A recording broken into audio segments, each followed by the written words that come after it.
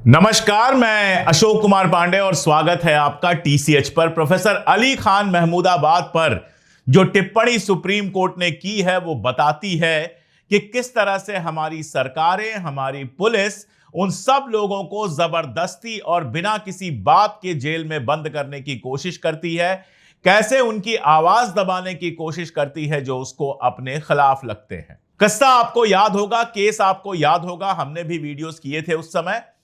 Professor Ali Khan Mahmudabad को गिरफ्तार किया गया था बाकायदा फेसबुक पर एक टिप्पणी के लिए। उन्होंने फेसबुक पर लिखा था, जिसमें पहली बात तो युद्ध के खिलाफ लिखी थी और दूसरी बात जो शायद बीजेपी और उनके लोगों को बहुत ज्यादा बुरी लगी, जिस पर उनको ट्रोल करने की कोशिश की गई। मामला कोर्ट में ले जाया गया और कोर्ट में आप देखिए उनको गिरफ्तार किया गया, 7 दिन की रिमांड दी गई। जमानत पर जब वो रिहा भी हुए तो कहा गया आप कुछ बोलेंगे नहीं, आप कुछ लिखेंगे नहीं। एसआईटी बनाई गई जांच करने के लिए, उसके बाद समन पे समन होते रहे। वो कुल मिलाकर पोस्ट क्या थी? वो पोस्ट ये थी कि जब भारत को रिप्रेजेंट करने के लिए आप कर्नल सोफिया कुरैशी को सामने बिठाते हैं, जब दुनिया को आप दिखाते हैं कि कर्नल सोफिया कुरैशी यानी कि एक मुस्लिम महिला ऑफिसर भारत को रिप्रेजेंट कर रही हैं, जब भारत और पाकिस्तान की जंग चल रही है, उसी समय अगर बाकी इलाकों में, बाकी जगहों पर मुसलमानों के साथ दोहरा व्यवहार होता है, लिंचिंग होती है, तो ये सारी चीजें सिर्फ नाटक लगती हैं।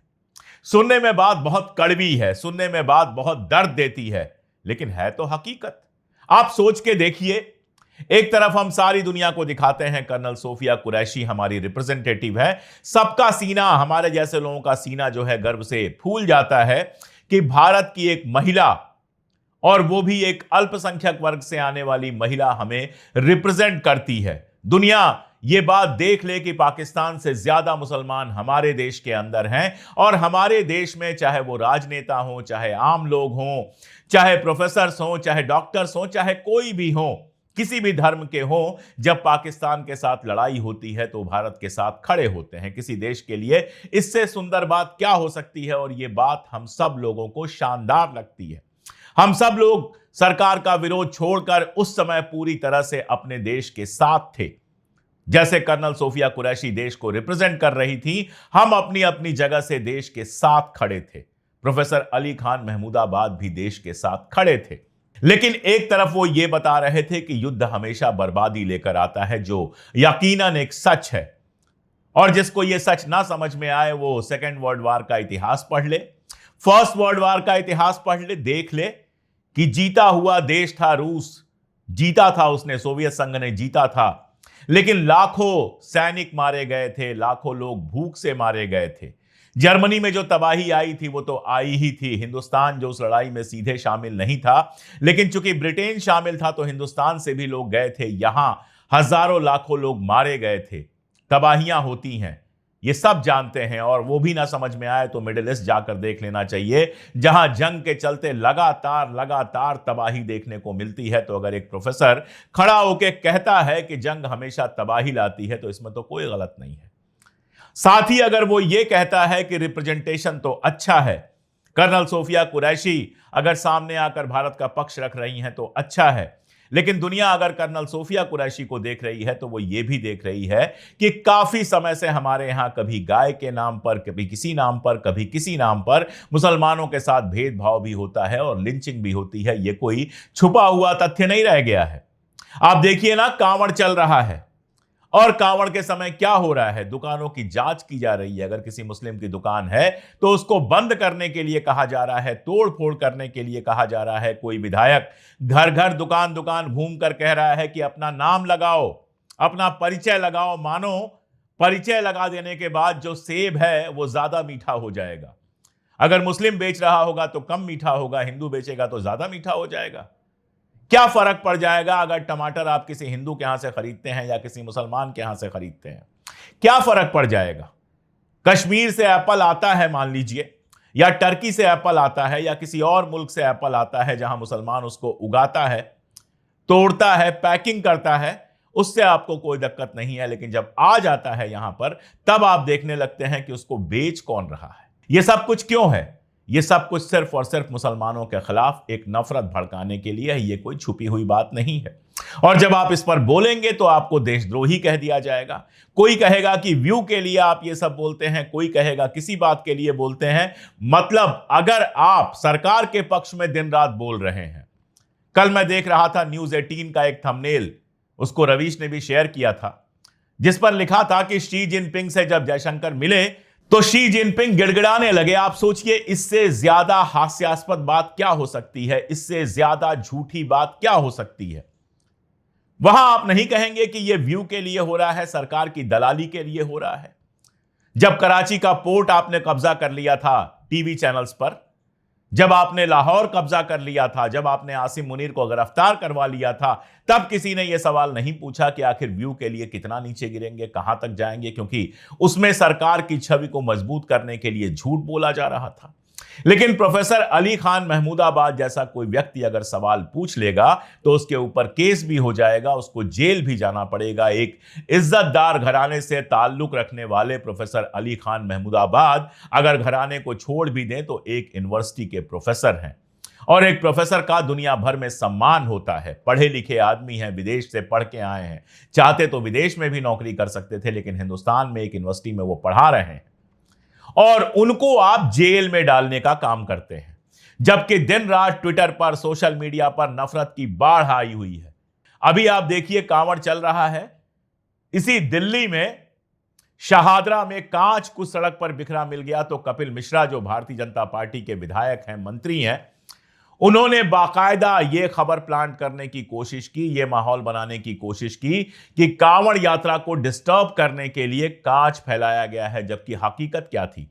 हकीकत यह थी कि एक आदमी बेचारा अपने ई रिक्शा पर कांच लेकर जा रहा था, कांच का सामान लेकर जा रहा था, और वहां कुछ टक्कर वक्कर हुई होगी, कांच का सामान टूटकर बिखर गया होगा। संयोग देखिए कि वो व्यक्ति भी हिंदू था, मुसलमान भी हो सकता था, कोई भी हो सकता था, लेकिन एक सामान्य सी घटना को भी हिंदू मुसलमान करने की कोशिश की गई। एक बच्ची को उसके बाप ने गोली मार दी। बाप पर सवाल उठाने की जगह पूरा राइट विंग ट्रॉल यह चलाने लगा कि उसका तो अफेयर चल रहा था किसी मुस्लिम लड़के के साथ, लव जिहाद का मामला बताने लगा। यानी दुनिया का कोई मामला हो, उसमें एक मुसलमान को ला दो, वो मामला सॉल्व हो जाता है। लेकिन ऐसे लोगों को किसी भी तरह से ना जेल देखनी पड़ती है, ना गिरफ्तारी होती है, ना कोई केस करता है, ना कुछ होता है। वो आराम से छुट्टा सांड की तरह घूमते रहते हैं और दिन रात नफरत फैलाते रहते हैं। प्रोफेसर अली खान महमूदाबाद को जेल की हवा खानी पड़ी। जमानत मिली, लेकिन जिस तरह से जमानत मिली वो अपमान ज्यादा था, सम्मान कम था। लेकिन इस बार जस्टिस सूर्यकांत और जस्टिस जायमल बागची की जो बेंच है, उसने जो कहा है वो न्याय है। मैं किसी जज के व्यक्तिगत मामले में नहीं पड़ता, कौन जज किस पार्टी के करीब वगैरह है, ये सब बातें अगर देखनी है तो दूसरे बहुत सारे चैनल हैं। मैं तो बहुत सीधी बात करता हूं कि न्याय की कुर्सी पर जो बैठा है मैं उसका सम्मान करता हूं, व्यक्ति का नहीं, पद का सम्मान करता हूं। और वहां से न्याय की कुर्सी से जब न्याय मिलता है तो मेरे भारतीय मन को खुशी होती है, मेरे हिंदुस्तानी मन में आह्लाद पैदा होता है। और जस्टिस सूर्यकांत और जस्टिस जायमल बागची ने जो कुछ कहा है एसआईटी को लेकर, उससे मुझे जाहिर तौर पर खुशी मिली है। एसआईटी बना दी गई थी एक स्पेशल इन्वेस्टिगेशन के लिए कि जो महमूदाबाद साहब ने लिखा है, अली खान महमूदाबाद साहब ने लिखा है, उसकी जांच करो। और उस एसआईटी को जस्टिस सूर्यकांत और जस्टिस जायमल बागची की बेंच ने कहा है कि आपको प्रोफेसर की नहीं, डिक्शनरी की जरूरत है। जो उन्होंने लिखा है उसको ढंग से अनुवाद करके पढ़ने की जरूरत है। इसका मतलब क्या हुआ?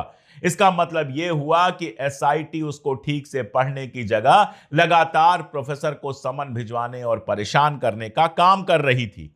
अदालत ने सवाल पूछा कि जब केवल पोस्ट की भाषा जांचनी थी तो प्रोफेसर के डिवाइस क्यों जब्त किए? उन्होंने फेसबुक पर पोस्ट किया था, उसका स्क्रीनशॉट सारी दुनिया में फैला हुआ था, वायरल था, उनकी फेसबुक पोस्ट थी। वहां जाकर आप देख सकते थे आखिर प्रोफेसर का मोबाइल लैपटॉप क्यों जब्त किया गया।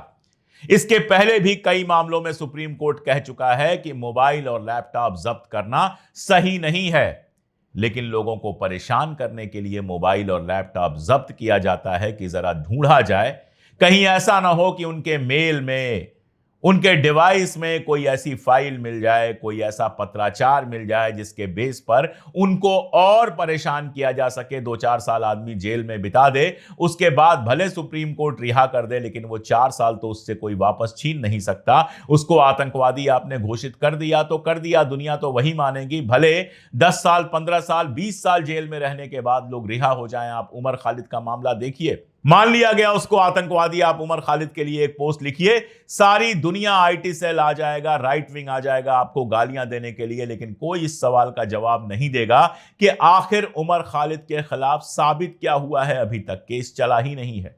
हाई कोर्ट ने पूछा था कि कितने वक्त किसी को जेल में रखा जा सकता है, क्योंकि अभी तक कोई मामला शुरू नहीं हुआ, अभी तक चार्जशीट में कोई ऐसी चीज नहीं आई जिससे उमर खालिद के खिलाफ कोई बड़ी बात कही जाए। कुल मिलाजुलाकर यही है कि कुछ व्हाट्सएप ग्रुप्स में वो थे, और उन व्हाट्सएप ग्रुप्स में भी आमतौर पर उमर खालिद ने कुछ नहीं लिखा है। आप जानते हैं, किसी व्हाट्सएप ग्रुप में कोई भी किसी को जोड़ सकता है, रोकना असंभव है। तो क्या अगर किसी व्हाट्सएप ग्रुप में आपको जोड़ लिया गया और वहां फालतू की बात चल रही है या कुछ भी बात चल रही है, तो उसके लिए आप जिम्मेदार हो गए? और यही वजह है कि 5 साल में न तो सजा हो पाई, न कोई केस शुरू हो पाया। लेकिन शर्मनाक यह है कि जब जब उनकी जमानत की अर्जी गई, कई बार तो उनको ही जमानत की अर्जी वापस लेनी पड़ी, जिसका मतलब सीधा यह है कि वो समझ गए कि इस कोर्ट से मुझे कोई न्याय नहीं मिलने वाला है। ये तो कोर्ट के लिए भी बायस शर्मिंदगी होनी चाहिए। लेकिन आजकल शर्मिंदगी किसे होती है? आजकल शर्म किसे आती है? आजकल किसी को शर्म नहीं आती। हर आदमी जो चाहे वो बोल सकता है, सबको आजादी है। तो उमर खालिद और उसके साथ के लोग 5 साल से जेल में सड़ रहे हैं, सिर्फ इसलिए कि सरकार नहीं चाहती कि वो रिहा हो। जबकि कपिल मिश्रा के खिलाफ जब केस करने की बात होती है तो वो बात पुलिस द्वारा ही दबा दी जाती है। पुलिस ही कहती है कि इस मामले में केस करने की कोई जरूरत नहीं है, जिसको सबने देखा कि वो कैसे दंगों के पहले उस जगह पर मौजूद थे और भड़काऊ भाषण दे रहे थे। सुप्रीम कोर्ट ने बिल्कुल क्लियर किया अली खान महमूदाबाद के मामले पर कि उनको सिर्फ उन्हीं विषयों पर लिखने पर रोक है, यानी जो वार चला है हिंदुस्तान और पाकिस्तान का 3 दिन के लिए, आप वार कहना चाहें, स्कर्मिश कहना चाहें, झड़प कहना चाहें, जो भी कहना चाहें, वो जो चला है उस पर वो नहीं लिखेंगे। लेकिन बाकी सारे मामलों पर उनको लिखने की पूरी आजादी है। इसके साथ उन्होंने कहा कि जांच जो है वो केवल उन्हीं 2 सोशल मीडिया पोस्ट तक सीमित रखनी चाहिए जिनके आधार पर एफआईआर किया था, और इसके अलावा कोई जांच नहीं होनी चाहिए, किसी और चीज को लेकर परेशान नहीं करना चाहिए। यह भी कहा कि अब प्रोफेसर को दोबारा तलब करने की जरूरत नहीं है, उन्होंने पहले ही जितना जरूरी था उतना सहयोग कर दिया है और अपने डिवाइस सौंप दिए हैं। कपिल सिब्बल साहब जो प्रोफेसर अली खान महमूदाबाद की तरफ से केस लड़ रहे हैं, उन्होंने कहा कि पिछले 10 साल में वो जितनी विदेश यात्राओं पर गए हैं उनके बारे में सवाल पूछा जा रहा है। अरे भाई, विदेश यात्रा पे गए होंगे तो पासपोर्ट पे ठप्पा लगवा के गए होंगे, वीजा लेके गए होंगे। वो वैसे भी विदेश में पढ़े हैं, उनका परिवार विदेश में रहता है, परिवार का एक हिस्सा विदेश में रहता है, लंदन में रहता है। कई बार हो सकता है धार्मिक यात्रा पर गए हों, किसी और चीज पर गए हों।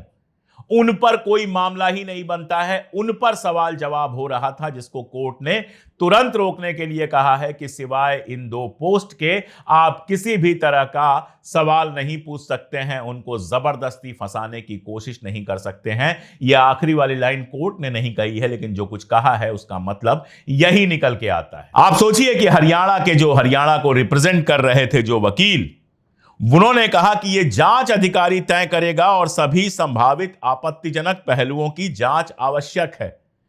सुप्रीम कोर्ट ने सीधे सीधे कहा कि जो 2 एफआईआर आपके यहां हुई हैं वो 2 पोस्ट को लेके हुई हैं, इसलिए इस पोस्ट से ज्यादा कोई जांच ना करें। बहुत लंबा खींचने की जरूरत नहीं है, 2 लाइन की बात है कि फेसबुक पोस्ट पर एफआईआर कराने के बाद प्रोफेसर अली खान महमूदाबाद को फंसाने के लिए लगातार कोशिश चल रही थी कि किसी चीज से कुछ निकालकर कुछ और मामले में इनको फंसा दिया जाए।